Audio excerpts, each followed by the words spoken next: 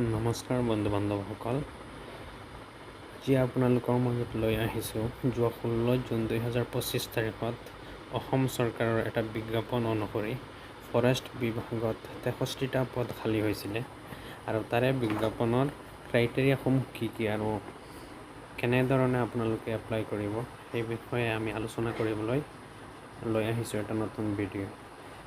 আপোনালোক যদি নতুন আহিছে তেনেহ'লে আমাৰ চেনেলটো ছাবস্ক্ৰাইব কৰিবলৈ নাপাহৰিব। এডভাৰটাইজমেণ্ট অনুসৰি নাম্বাৰ অফ পোষ্ট আছিলে 63টা। অনলাইন এপ্লিকেশ্যন ষ্টাৰ্ট ডেট হৈছে 21/6/2025 আৰু আবেদন কৰাৰ অন্তিম তাৰিখ হৈছে 20/7/2025। ফিজ ছাবমিশ্যনৰ লাষ্ট ডেট হৈছে 22/7/2025। তাতে ৰিজাৰ্ভেশ্যন কেটেগৰী কেইটা হৈছে ফৰেষ্ট ৰেঞ্জাৰ পোষ্ট, তাতে অ'পেন কেটেগৰী টোটেল হৈছে 44, RFWৰ কাৰণে ৰিজাৰ্ভ হৈছে 13টা, OBC MOBCৰ কাৰণে ৰিজাৰ্ভ হৈছে নীল, SC হৈছে 2টা ৰিজাৰ্ভ আছে, STPৰ কাৰণে 2টা, STHৰ কাৰণে 2টা, গ্ৰেণ্ড টোটেল হৈছে 50টা আৰু RFWৰ কাৰণে 13টা। টোটেল মিলাই পেলাই আপোনাৰ 63টা পদ।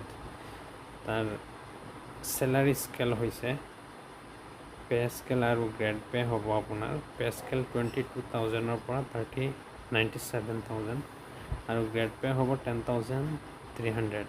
Pay band 3। এলিজিবিলিটি ক্ৰাইটেৰিয়া হৈছে candidate must be a permanent resident of Assam. Candidate must upload valid PRC issued in Assam for educational purpose or employment exchange registration certificate of the candidate, which will be treated as proof of residency.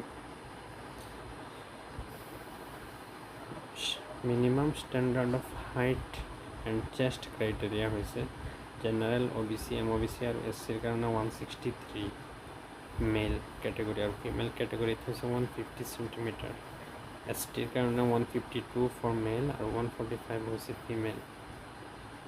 চেষ্টৰ ক্ষেত্ৰত মেল হৈছে normal 79 আৰু ফিমেলৰ ক্ষেত্ৰত normal হৈছে 74। ইয়াৰ কাৰণে minimum educational কোৱালিফিকেশ্যনখিনি হৈছে application must possess a bachelor degree or in equivalent in science or engineering of any recognized university with at least in one of the following subjects. এই পদৰ কাৰণে মিনিমাম যোগ্যতা হৈছে বেচেলৰ ডিগ্ৰী ইন ছায়েন্স ষ্ট্ৰীমত লাগিব, নহ'লে engineering in any recognised following subject: agricultural, botany, chemistry, computer applications, computer science, engineering, agriculture, chemical, civil, computer, electrical, electronics, mechanical, environmental science, forestry, geology, horticulture, mathematics, physics, statistics, veterinary, zoology. Age limitations হৈছে কেণ্ডিডেটৰ less than 21 years হ'ব নোৱাৰিব আৰু 38 ইয়াৰ্ছৰ ওপৰত হ'ব নোৱাৰিব। As on 1/1/2025। SC STৰ কাৰণে এজৰ relaxation আছে 5 years আৰু 3 ইয়াৰ্ছ হৈছে OBC MOBCৰ কাৰণে ৰিলেক্সেশ্যন। এই পোষ্টত এপ্লাই কৰাৰ কাৰণে আমাৰ ফিজৰ ক্ৰাইটেৰিয়াসমূহ হৈছে জেনাৰেলৰ ফিজ হৈছে ইনক্লুডিং GST 297.20, OBC MOBCৰ কাৰণে 197.20, SC ST আৰু BPL কেটেগৰীৰ কাৰণে 47.20।